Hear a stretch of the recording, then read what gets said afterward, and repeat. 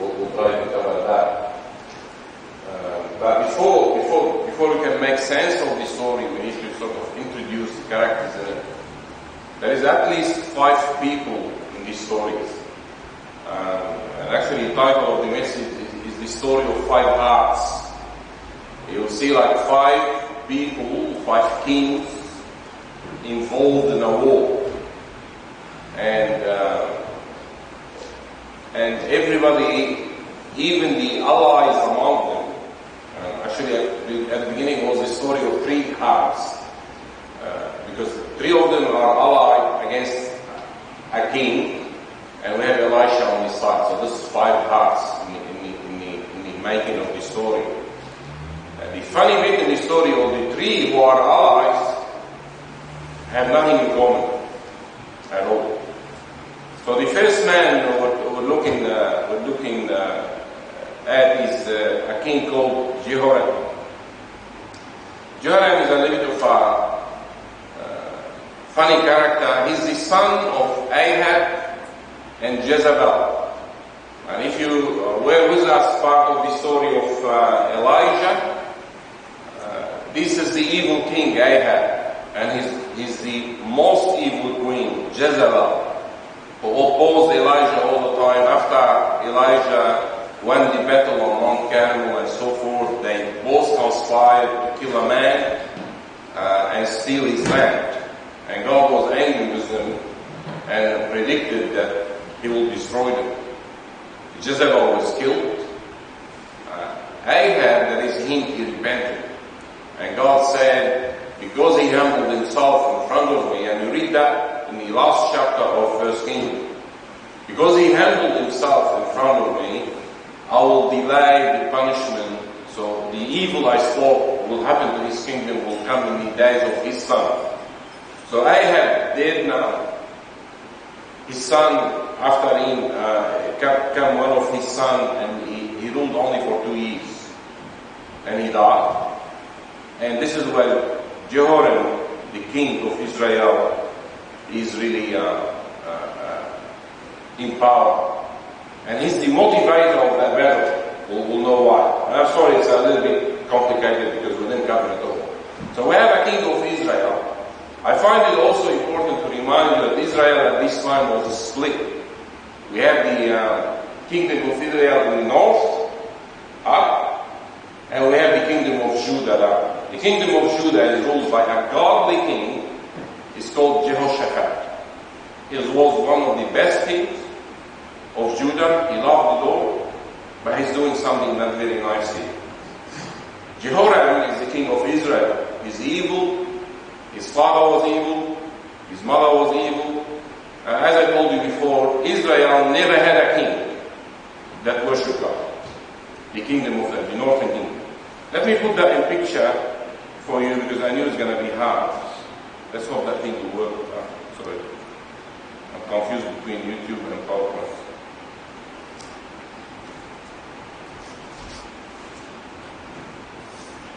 So this is what we're talking about here. As you can see, kingdom of Israel there on the left. I should have a pointer right now. Below it, where you see Jerusalem, is the kingdom of Judah. This is how Israel was split. 10 tribes were in the north, the kingdom of Israel. 2 tribes, Judah and Benjamin, formed the kingdom of Judah. And the king, at this time, when we're reading the story, is King Jehoshaphat. On the bottom there is kingdom of Edom. This is today's Jordan. This is today's Jordan. On the side there, you have the kingdom of Moab and the kingdom of Ammon. The kingdom of Moab is what we're talking about today. They have a king called Misha. He was a very wealthy man. And the king of Ahab prevailed against the kingdom of Moab, and the king of Moab was paying tribute to him. When Ahab died, Misha thought, why pay? I'm not going to pay anymore. And this is what's driving the war now.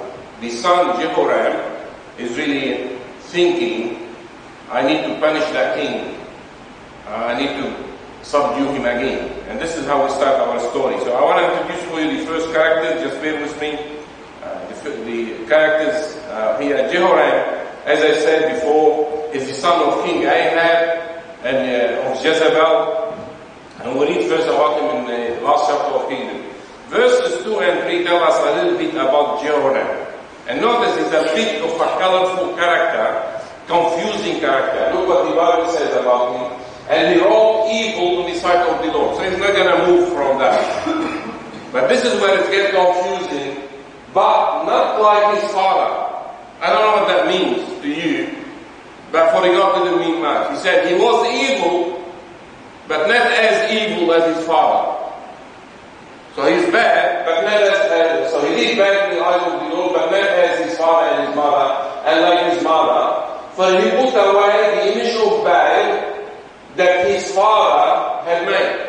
So he took the worship of Baal aside. However, he continued to say, nevertheless, he cleaved unto the sin of Jeroboam, the son of Nebat, which made Israel to sin, he departed not therefrom.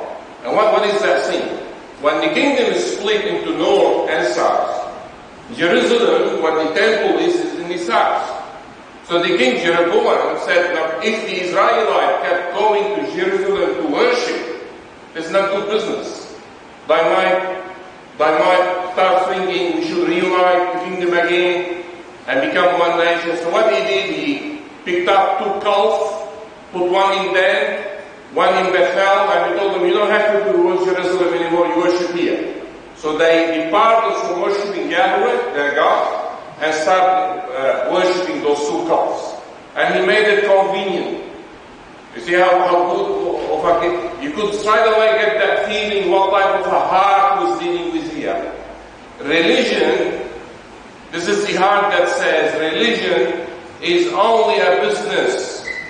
Look how good he is. Look, you don't have to travel far. You put a God for you in there. If you're that far, you can go there. And if you're down, you can go to Bethel. How many gods? Just tell me how many gods you want. We'll make them for you. You don't need to travel. You don't need to go far. This is a religion of convenience. So Jehoram was the son of Ahab and Jezebel. As I said, I don't know how God would put it. He said he's not as evil as his father. However, he wrought evil in the lives of the Lord. So it seems there is a degree of evil as far as God is concerned. He's a hard-hearted being. He put away Baal, but cleaved to the sin of Jeroboam. Again, it's a funny statement. A lot of us are caught in that business. You be careful with me. There is no such thing as half evil. When we put away things, but cleave to other things, we're still in the wrong. This is what I read from that. He's saying, he's not as evil as his father. He put aside Baal, but he kept worshipping the calf that Jeroboam invented. As a Christian, if you want to have a good walk with the Lord, you need to depart from all of it. Not like just put aside some and some of convenience. Because it was convenient. Make no mistake. Jehoram didn't care about the calf. He knew they are false gods. He didn't want to worship them. But it was good for business.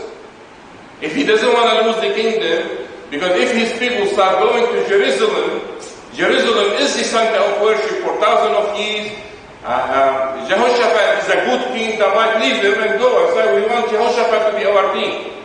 So this is the religion, worst type of religion, where the leader knows he's in the wrong. But it's good for business. And I hope none of us is caught in that business now, that we know what's right, we know what's wrong, but we don't want to depart from the wrong because it's not good business. I have a better job if I'm there. If people don't know I'm in that faith or that faith, I have a better standing in the community. I can secure a better position. I don't know why he put Baal aside. It doesn't make sense to me.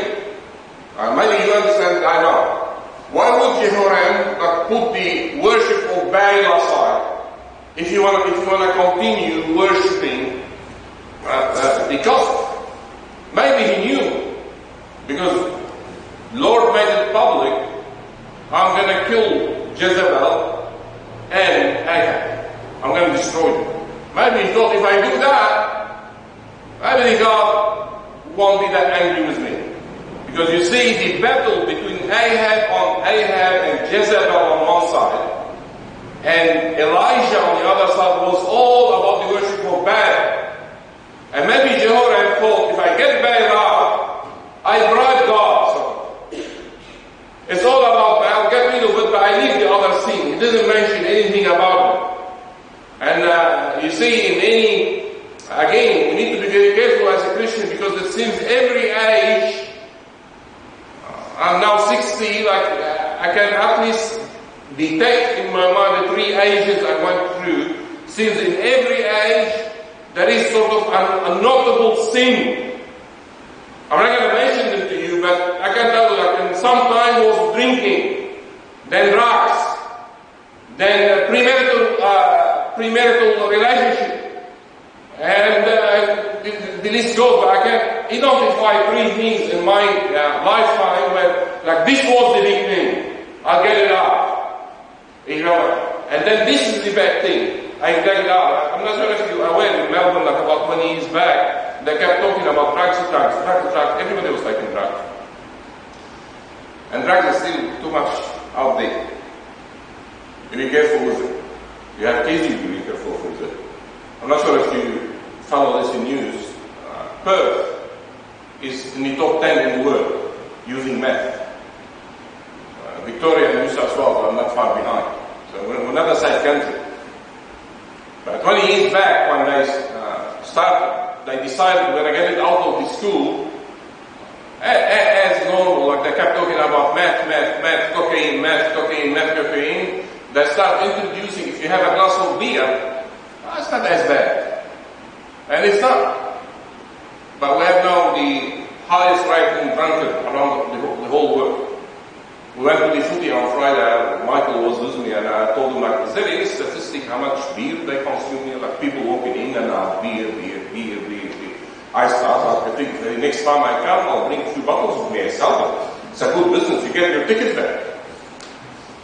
Really, you can't believe people walking with trays at that thing. Trays, in, out, all the time. And very expensive, to my understanding. So this is the first heart we hear. It's a divided heart. I want to do business with the Lord. I'll put away for you, but I cleave to us, because it's good for business. Notice that such a heart doesn't think good of God. It doesn't care about God. It's not about God. It's trying to play game with God. Religion is not a spiritual endeavor as such. There's no spiritual component.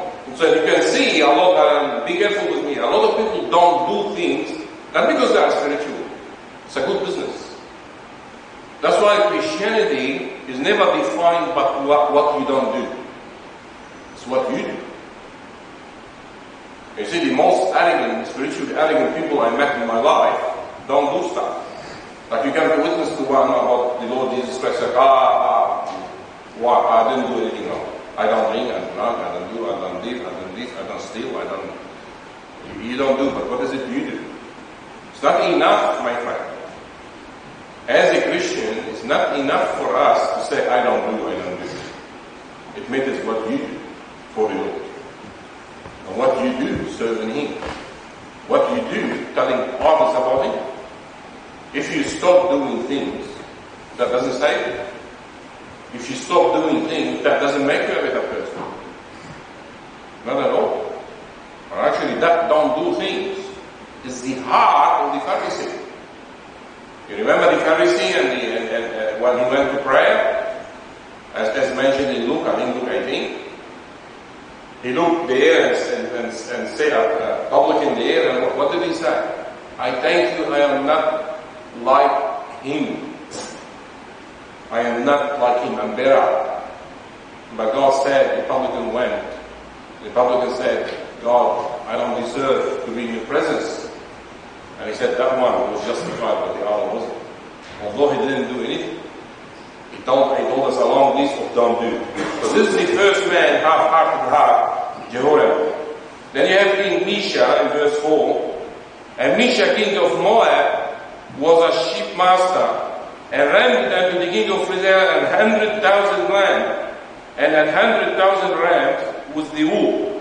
But it came to pass, when Ahab was dead, that the king of Moab rebelled against Israel. So Mr. Mesha was a very, very cattle grower, if you want to say. He was paying, his tribute for the king of Israel was 100,000 rams and 100,000. Can you imagine how many lambs with their wolves? So you can look at it as a big merchant. This is a money-driven character. And straight away when Ahab died, he thought this is the chance.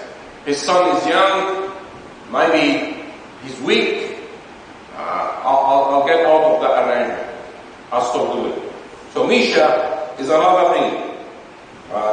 His decisions are based on profit, money. Careless, he's a careless. You can look at him as a careless character. He make a decision to stop paying the tribute, and he doesn't know what's and you know why it's careless. But at the end of that story, which we'll not get to, he will kill his son.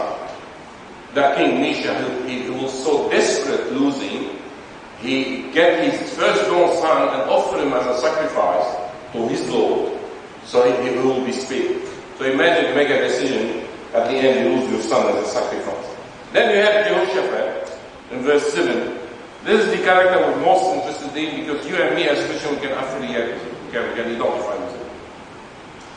And he went out, so the king, so at the same time the other king rebelled and said, I'm not going to pay anymore. Jehoram went out to Samaria at the same time, and he numbered all Israel. You see, like, it's battle time, I want to see how many people can go with me to battle. It didn't work, it seems. And he went and sent to Jehoshaphat, the king of Judah, saying, the gift of Moab has rebelled against me. Wilt thou go with me against Moab and to battle? And he said, I will go up, I am as thou art, my people as thy people, and my horses as thy horses. And this is really the third half to see. A compromising heart. You worship Yahweh, the true God, you worship the calf. Why would you go with him to war? What do you have to do with him?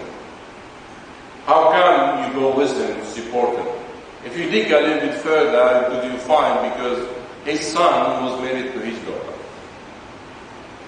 And you can see like how relationship can bring a lot of agony in our lives. Because no matter how you look at it, relationship are thoughts. You cannot break. And the younger one, be careful when you make a decision who you want to associate with in marriage. This is a tie you cannot break. That's it, it's forever. You cannot say, Jehoshaphat cannot say, I can't have a relationship with Jehoram. No, his son is married to his daughter. That's it. It's part of the family.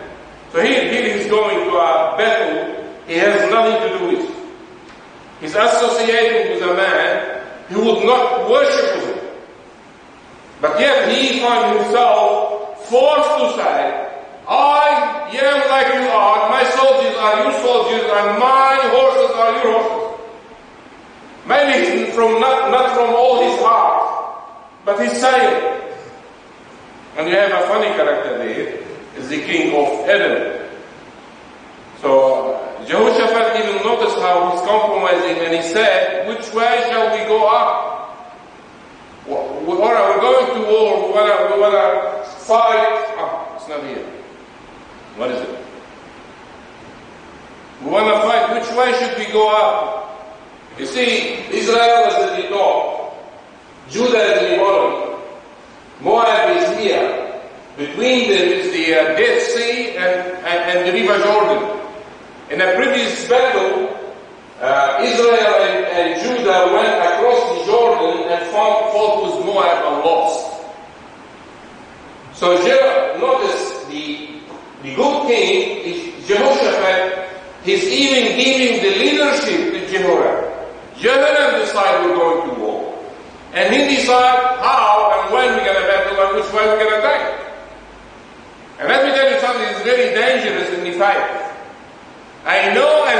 we have to associate with non-Christians.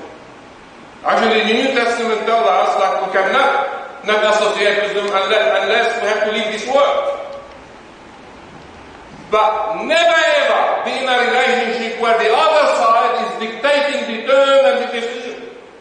Then your Christianity worth nothing. You be as godly as you are, as clean-hearted as you are, as good as you are, but you are in some form of partnership with a non-Christian. He is calling people, or she, and they are deciding your actions. How much does your Christianity work? And this is the life of Christian is really a very delicate business. You cannot make those decisions. And you could see how those are applying. So he said we go through Adam. Jehoram, who was really as evil as they come, he's motivated by his intellect and his intelligence. He thought, Moab is expecting me through the Jordan, we're not going to do that. I'll go down, I'll take the king of Judah, we go through Edom, and we turn from the back, attack him from the back. This was his plan. Since we tried Jordan last time and we lost. So this is the plan now. He joined forces with Judah. He joined forces with the king of Edom. Guess what his name is? King of Edom. According to the Bible. His name is nothing. He's not mentioned. He's the only king who's not mentioned. So you have Misha, the money-driven king. All he cares about business. You have Jehoram, who's the half-repentant king, who wants to do business with God. I think he can pray God. You have Jehoshaphat, who's the godly king, but he set himself in a relationship he cannot get out of. And then you have Edom. He's the type of king who would say, look, I don't want to go left, I don't want to go right, but we live in a world, you have to take a side, I'll see how things goes. Some people even think that Jehoram didn't go from the other way, because they thought if we go from the other way, maybe Edom will combine power with Moab. Edom is type of king, type of heart that don't want to make any decision. We'll see who wins first. I'll see what my business. They have no name. Majority of people this way. Let me tell you something. In the faith, it doesn't work. In the faith, it doesn't work. You cannot spend all your life thinking who's right, who's wrong, this religion or that religion, this God or this God. You have to make up your mind. If you remember when Elijah was preaching, this was his only call. If Yahweh is God, worship Him. And if He's not, don't. At some stage, you have to make your decision as to who you want to worship and what you want to do with that faith. So King Jehoram went out Samaria and counted, and he said, which way shall we go? Verse 8, and he answered, the way through the wilderness of Edom. So the king of Israel went, and the king of Judah, and the king of Edom, which we don't have his name, because he doesn't deserve to have a name, because he stands for nothing, because he can't choose, he's a coward. He waits to see how things will turn. And then, do you know some people like that? They don't want to take a stand at anything. If they are in a conversation, the conversation is going, we have to stand for God. This business of, marriage and whatever, men and men, they go that way. But if it's going the other way, they go with it. Coward. They don't go for nothing. Now notice, I'll tell you something. You don't have to say anything. But don't learn to be coward. Sometimes you don't have to give an opinion. And when you have a conversation of this type, I prefer you don't give an opinion, unless it's only to God. Picking up a fight for nothing is not a good business strategy. It's not a Christianity. Argue. But you can't just stand and take sides. A lot of Christians nowadays are Christian, terrible Christian. Christian talk, terrible Christian. They're not showing love enough. The Christian. They're not as tolerant, the Christian. They're not loving, the Christian. What about the rest of the world? Sometimes you cannot be loving. And I'm going to introduce you that to Elisha in a second. He's not loving at all. He's a backup. He's not welcoming at all. He's not nice at all. And sometimes you have to be like that. Don't do it. Leave it to me. I'm good at it. but it's not, sometimes you don't have. You can't be good. You can't be nice. You can't be kind when you're dealing with evil, like such an evil. So this is the get along heart, hidden. So this is 4 we have now, so far. Notice how their attitude changed now. We're not just studying hard. Notice how those hearts, when difficulties come, how they respond. And let me tell you, you know what type of person you are when trouble hits your life. Have you met those people? I always talk there on space cloud 9. Sometimes you talk to some Christian, they make you feel like an insect. You say, speak up. They never fall. I met people who said, everything I pray for happens. Give us some of that. About 3 minutes. Just pray for $1 million and all my financial problems are gone. I never asked the Lord for something and never happened. No matter what happened to me until trouble hit your life. And we all go down. You see, I love trouble because it keeps you humble. Trouble will turn you to God. Trouble in your life shows you that you're not invincible as you think. You're not strong as you think. You're not faithful as you think. Trouble is good. And God is bringing trouble here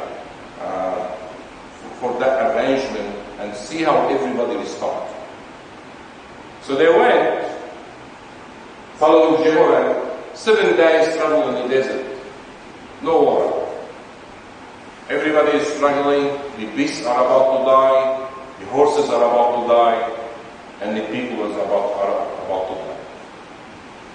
Notice first Jehoram. Jehoram and his business. Where are we now? Here. So the king of Israel went, and the king of Judah, and the king of Edom, verse 9, and they fetched a campus of 7 days. They took a tour from the Barandale, from the south. And there was no water for the horse and for the cattle that followed them. And the king of Israel, this is the half-hearted king,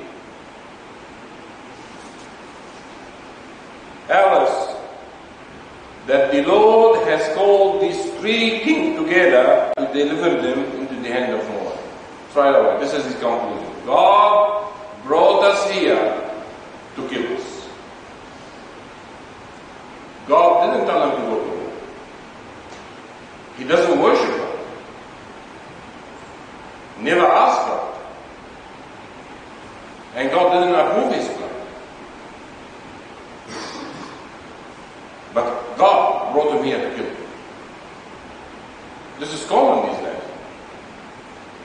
It's a funny thing when I see people atheists say, if God, my boss is an atheist. Now he's very atheist. When he is back, he was starting to be an atheist. And we talk long about God. And at the end, I told him, for an atheist, you speak about God more than I do. He's always talking about God. You're atheist. You don't believe there is a God. You can't complain about God. You have no right to complain about God. You don't believe He exists. And this is the hypocrisy of Jehoram. He doesn't worship God. He never asked him to go. He didn't consult with him.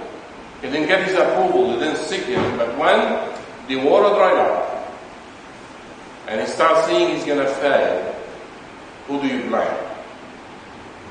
God. Are you like that? You make decision, you don't ask God, you don't seek God, you don't get approval from God, you don't see what God says about the matter, you go your own way, and when you fail, you say, God. Let me tell you something, God is many things, but He's not running an emergency department. He's not the type like, you go to emergency in Melbourne, you decide I want to drink, or drive, or have an accident, and you go there and I'll deal with you. God is not like that. You come to Him first. He gave us the Bible for a reason. As 2 Timothy 3:16 said, all the Bible is profitable for instruction, for doctrine, for reproof. God's word is there to tell us what to do. And sometimes when we mess up, to fix our life, but primarily to tell us how not to go in the ditch in the first place. So notice how straight away, and this is how you see the Christian from the non-Christian. Jehoshaphat is compromising in that for his bad family, but you could straight away how his faith shine straight away. Jehoshaphat, look, and Jehoshaphat said, but, you see that but worth $1 million. Jehoram said, God brought us here to kill us. Jehoshaphat said, is there not here a prophet of the Lord, that we may inquire of the Lord by him? Is there no prophet? And notice how specific he is. Is there not here a prophet of the Lord? Not a prophet, because Jehoram had a prophet. And the king of Edom had a prophet, but not a prophet of the Lord. So you could tell pretty much that Jehoshaphat is the prodigal son returning home. Where is the prophet of the Lord to ask him what to do? Is there no prophet of the Lord that we inquire of him? And one of the king of Israel's servants answered and said, here is Elisha, the son of Shaphat, which poured water on the head of Elijah. And Jehoshaphat said, the word of the Lord is with him. So the king of Israel and Jehoshaphat and the king of Edom went down. And what I see, it is God there. This is the prophet of the Lord here, Elisha, and 3 kings in front of him. One worshipped Baal, but repented, now he worshipped a cow. The king of Edom worshipped God knows what. And Jehoshaphat, he's a worshipper of the Lord, but was the wrong crowd, in the wrong place, at the wrong time. But they are all coming to the prophet of the Lord to take instruction. Jehoshaphat, and this is the beauty of being with the Lord. No matter how you go how far you go, rather, he's after you. Something will pop in your heart. Jehoshaphat came back to know who he is. I'm a son of Jehovah. Give me a prophet of Jehovah. I want to talk with him. I want to consult with him. I want to see what he thinks. Jehoram's problem was, Jehoshaphat's problem rather was that he let Jehoram call all the shots. Decide to go to war, to decide where to go, and now he's feeling, I've done something wrong. Which is the best thing in a Christian is admitting that I've done wrong. This is the beginning of life for a Christian. Don't be arrogant. Don't be stupid, sorry. If you realize we're all human, we make mistakes. But the quicker you admit you made a mistake and repent, the sooner will be the solution. Hard times are good for a Christian. And so as a Christian, if you see hard time hitting your life, nobody likes hard time. Don't start throwing tantrum. Start to check it. What is it God trying to do in your life? Is there something I need to repent of? You all, honestly, today I was supposed to be preaching about the prodigal son. But I changed. I'll leave it to other. I like to preach that sermon once a year. I haven't done it in years, but once a year. The best part, and stay with me, I'm not going to take long. The best part in the prodigal son story is one phrase. I'm going to read, and then I'm going to ask you which one is the best phrase. You know what he did with his father, and he went away. So I'm going to pick up the reading when he starts realizing that there is something wrong. Then Luke 15:17, and when he came to himself, this is the prodigal son, he said, how many hired servants of my father have bread enough and to spare, and I am perished with this hunger? I will arise and go to my father, and will say unto him, Father, I have sinned against heaven and before thee, and I am no alone worthy to be called thy son. Make me as one of thy hired servants. And he arose and came to his father. And when he was yet a great way off, his father saw him and had compassion and ran and fell on his neck and kissed him. What do you think is the best act that the prodigal son made? He talked a lot. He fought a lot. There is one that is missing a lot these days.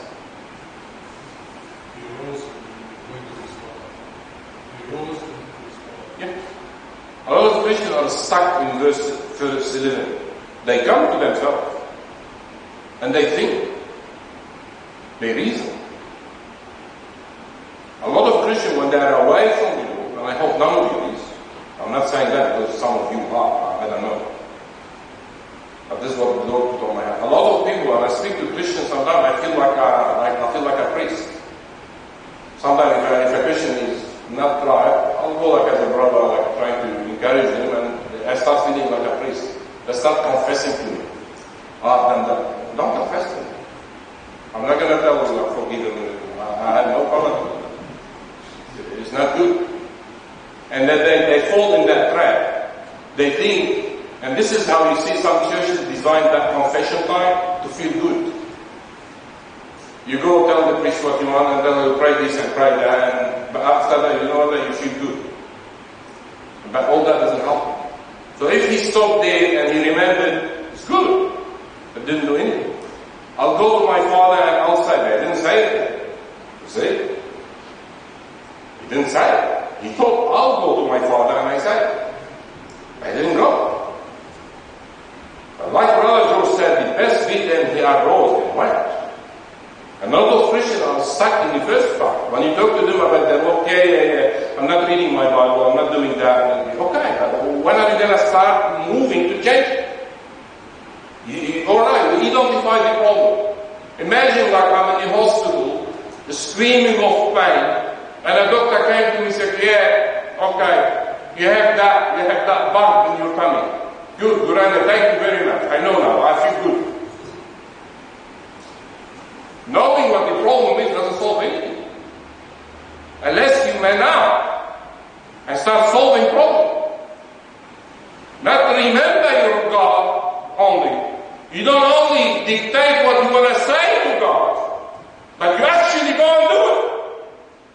Because you were there with the pigs and now you are with the Father. The place you live in is what matters. Not what you thought.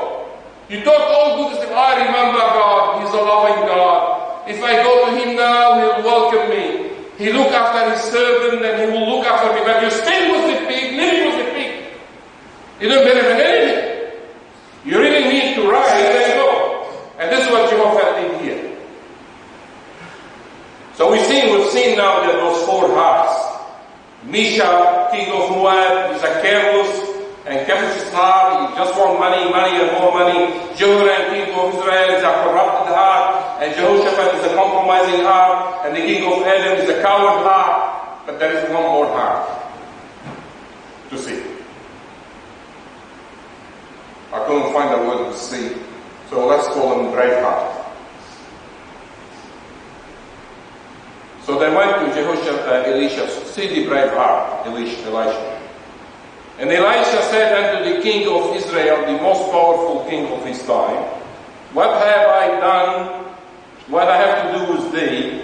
Get thee to the prophet of thy father and to the prophet of thy mother. And the king of Israel said unto him, nay. So he's not being nice at all. As a Christian, sometimes being nice doesn't work. You don't have to be harsh and rude. It's out of the question. You don't want to, everybody is doing something wrong, so, oh yeah, no problem. Imagine. Somebody coming and telling you, I messed up, I did, no problem, it's okay, we'll deal with it. No. First you take them out of the ditch. If they're in the hole, you take them out. But after they go, I remember when we were in school, when we played in school, it's not like school here, basically the playground was all marked. And there used to be a little bit of pedals, bigger pedals. And in the rain they're really bad, slippery. And I like when the kids sleep and fall, and sometimes it's funny, those type of soil that is green. So some people really, when they go on the mud and stand up, they look much better than they were before. It's creamy and nice. Like we put, if you ever ate egg benedict, if you know about before breakfast, this is what I eat. Egg benedict, see that yellow thing they put on it, they look like that. But then the father comes. First they get them out of the teeth, and then there is a smack.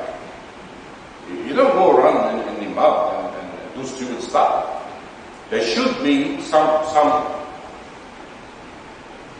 punishment of a kind.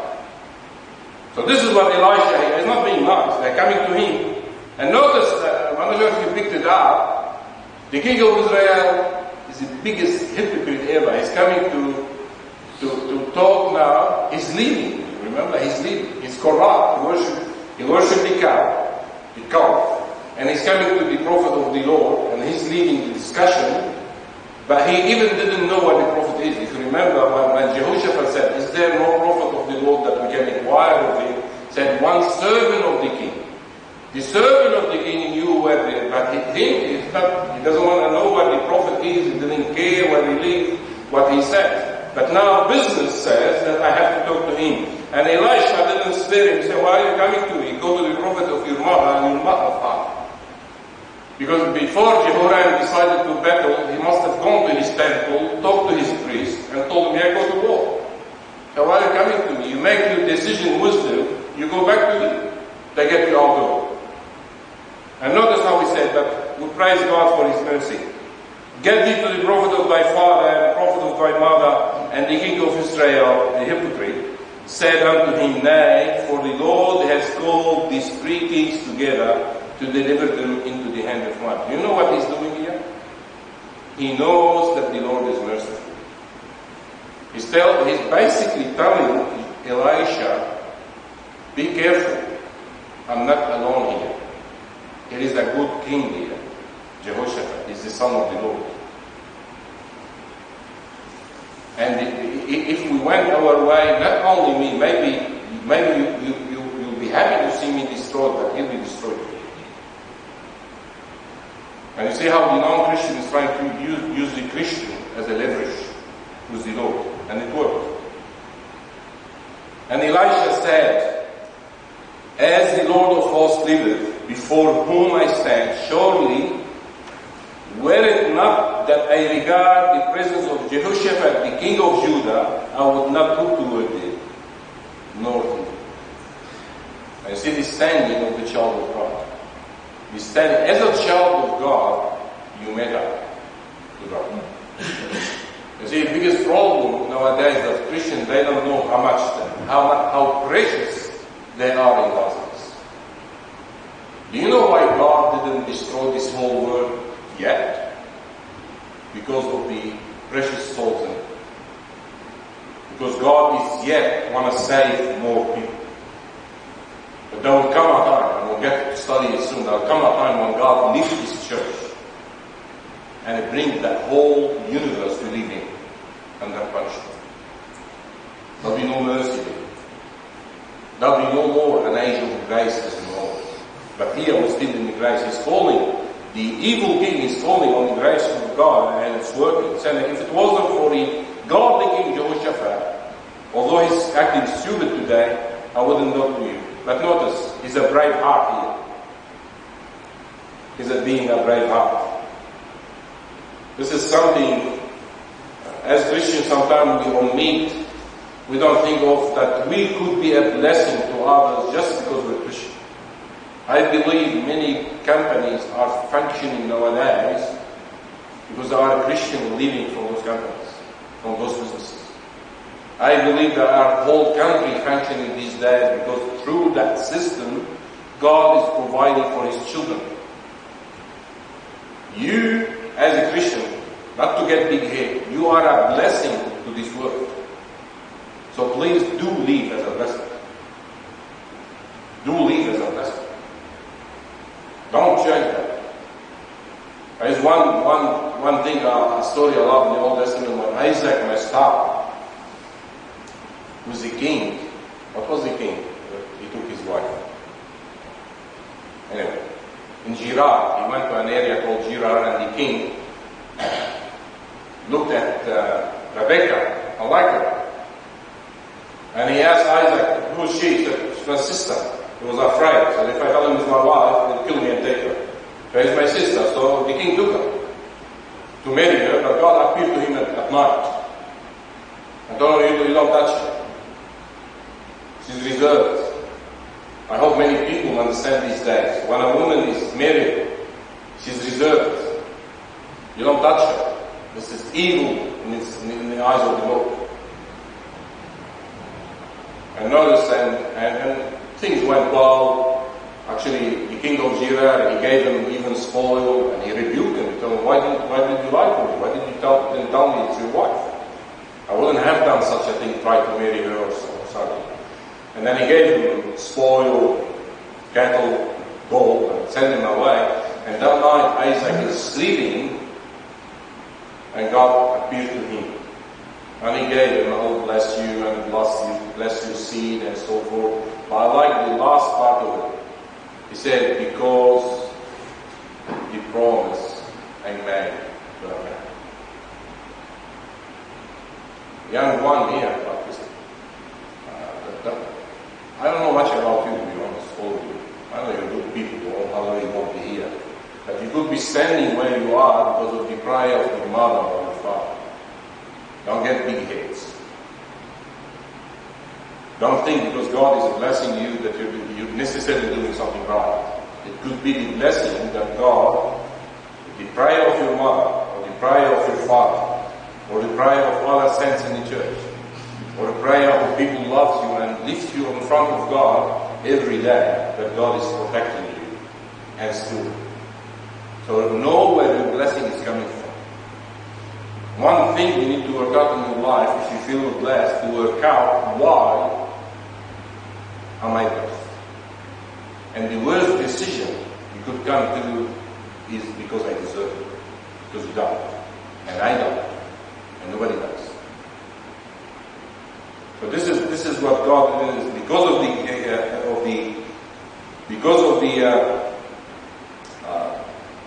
the presence of Jehoshaphat. God is gonna, the brave heart, Elisha, is gonna solve the problem. I'm not gonna take long, but I want to mention two things quickly. Verse 15. You'll be interested in that. Elisha then he told him, look, if it wasn't for Jehoshaphat, I wouldn't see you or talk to you. But now bring me a minstrel. It came to pass when the minstrel played that the hand of the Lord came upon him. What is that? Elisha sings. He loves music. A minstrel is a guy generally who plays a string instrument. It's believed here it's a harp. So he brings me someone who can play the harp. And when he started playing the harp, the minstrel played, the hand of the Lord came upon him. This is important for us to know that the prophet of the Lord, especially in the Old Testament, didn't have the residency of the Spirit of the Lord. It came and went. So nobody is really, I'm always filled with the Spirit and give a blessing. They need to seek the Lord. It's important to note here, and again, I'm not targeting you, the younger generation more. Music is very important. It says here, he listened to a certain music, and it calmed his heart and his mind, and he started getting acquainted with the Lord. The music is very important in the Christian life. But not any music. Not any music. And you don't tell me like these days, why did he ask for a harp? They didn't have a drum, they did that. Louder than the drum these days. Why didn't they bring those metal stuff? They had it. They didn't have it. They didn't ask for that. They asked for a harp. You know why many people now suffer a lot these days? Mentally? I'm not gonna make myself expert in the area. You're missing on the music of God. you are missing on the music of God. If you look at the universe altogether, it's always playing music. You're not meant to live in a city. You were created in the bush. If you go to a bush, you hear the whistle of the wind all around. You hear the chirping of birds. You hear the water running in the rivers, and it cools your soul, and you reach to God, and you want to worship God, and you want to get acquainted with Him. You go to Genesis, you see who invented the first city in the world. Is the descendant of Cain, the evil Cain. You're not sinning by living in the city. You can't go anywhere else. But please, for God's sake, take a week. Go in the bush. Listen to music from God. Sit in the sun. Listen to birds. See how the fish move in the water. Listen to the waves. Get acquainted with God. That will soothe your soul and really connect you with God. I believe that God is running all the time an orchestra in this universe. Aren't you of the... If I ask you now, I'm not going to agree with you. What are we going to do in heaven? Somebody answer. Off the top of your head. What are we going to do in heaven? We're going to go to live forever with God. Doing what? Huh? The common belief, we're going to be singing praises to Him. We're going to be singing. So God is heavily acquainted with music. He's a musical God. But not any music. Have you noticed the attack when the music is there? They hijack with the music. There is always rubbish music being invented all the time. Right, my friend, it's not a music. Because heavy metal stuff is not music, this is noise. It corrupts your soul and give you really a sick mind and sick soul. And how can you listen to music talking about killing, committing crime, committing sins? And how can you enjoy that? And I know, see, no wonder why people listen to this music. You're going crazy. Is that how you listen to music? Is that cooling? This is a music talking to your body. You need a music that's talking to your soul.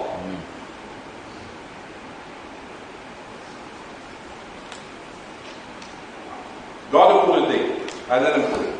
I'll preach on it some more time. But it's not that bad. I wanted to look.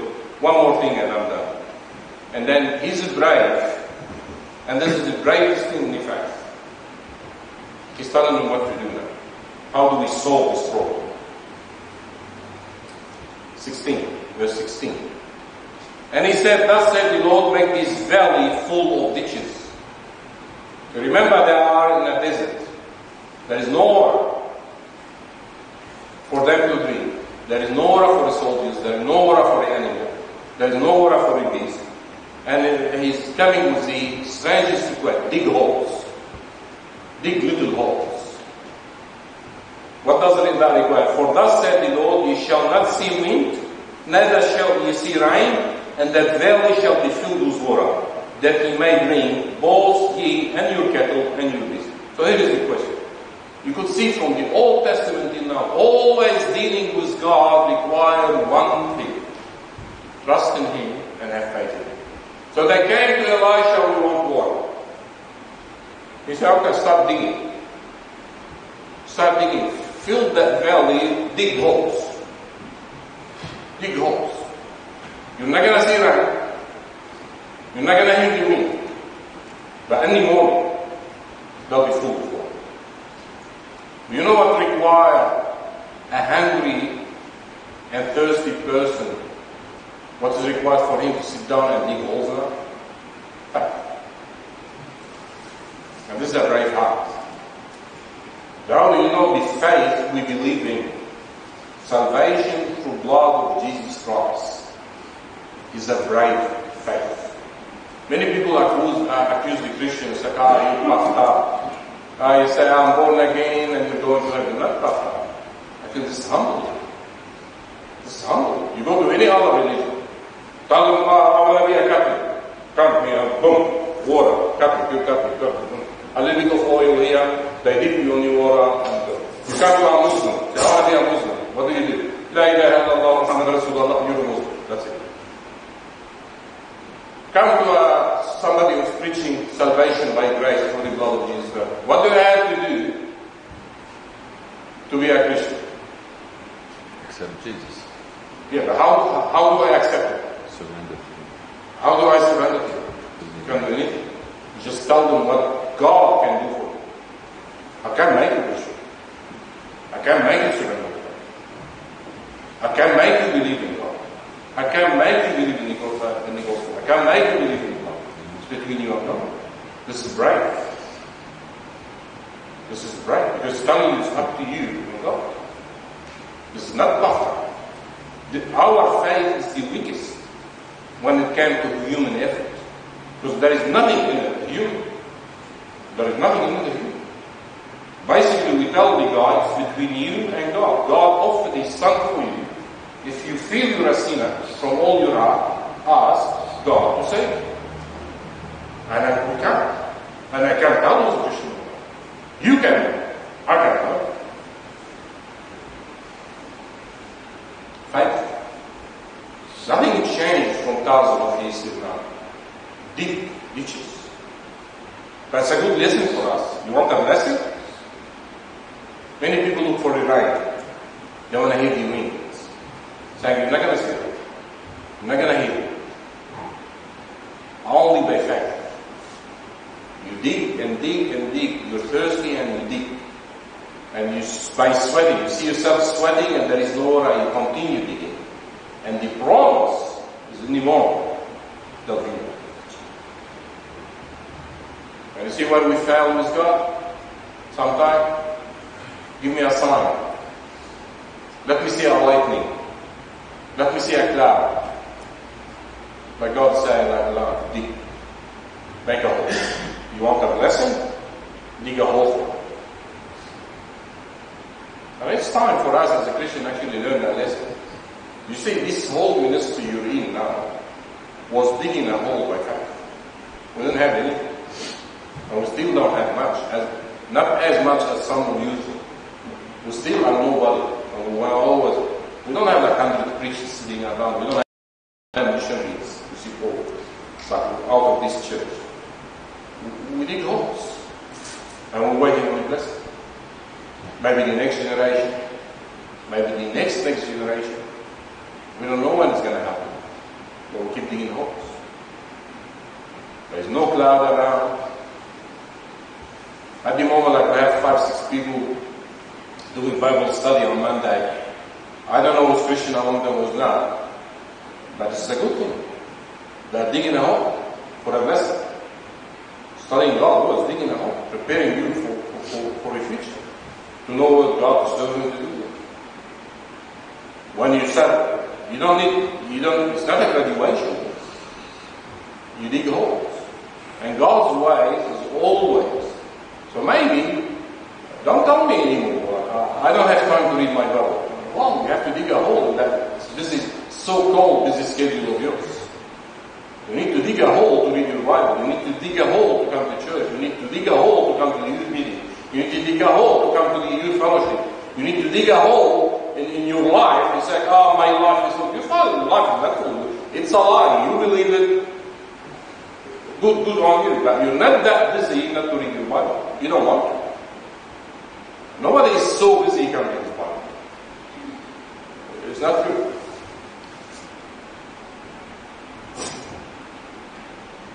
How come you find time to have a shower, you have time to...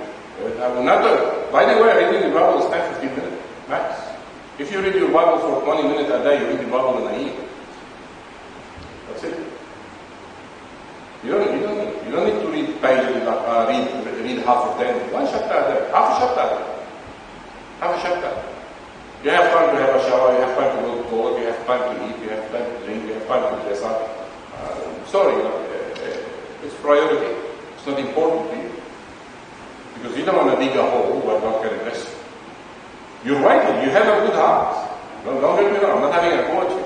You have a good heart. You mean well. You think when the ministry comes, when God called me to preach, I'll start reading. When God called me to teach Sunday school, I started. When God called me to do it, it doesn't work. You dig the hole first. Then you work. You prepare yourself. Remember I talked to you about was it Ezra? And he prepared his heart to seek the Lord, to know his Lord, and to do it. He prepared his heart. You need to prepare your heart for the ministry. And even, I'm not covering myself, even you come to the message, you want a blessing, prepare your heart before you come. It's not my job to give you a blessing. You need to dig the blessing out. Before you come here, right, whoever is teaching you or someone else, like God, teach you something today. You're relying on somebody else to bless you. If I had a blessing, I'll keep it for myself. Why do I want to share it with you? Everything is about digging a hole in this life. Inviting God in. Giving him a room to move in your life. I'll tell you something, what was squeezing out God out big time. We don't want to hear his music. We don't have time to hear hymns. And every time we talk to him, there's a lot of Christian hymns that lift the soul up. When I want to sing how great thou art. The whole Christian library, there is only how great thou art. What's wrong with how great thou art anyway? But there is a million of songs. Lift your soul. A Christian needs to read his Bible. He or she. A Christian needs to listen to Christian music. A Christian needs to pray. A Christian needs to seek Christian fellowship. A Christian needs to be in the church. A Christian needs not to miss any meeting unless necessary. This is how we dig holes. This is how we invite God in and solve our question. And you'll see in the rest of the story you read on, I don't think I'm going to go back to it. Not only he told them to dig holes, he said like, it will rain, but you're not going to see the rain, you're not going to see the wind. You think we'll be full of water and you will win that war. Maybe everything I'll say, but you have to have faith. And whatever battle you ahead of you, you can win. If you do it God's way, if you listen to God's word, voice, and you listen to God. God bless you all. We'll have one last song and then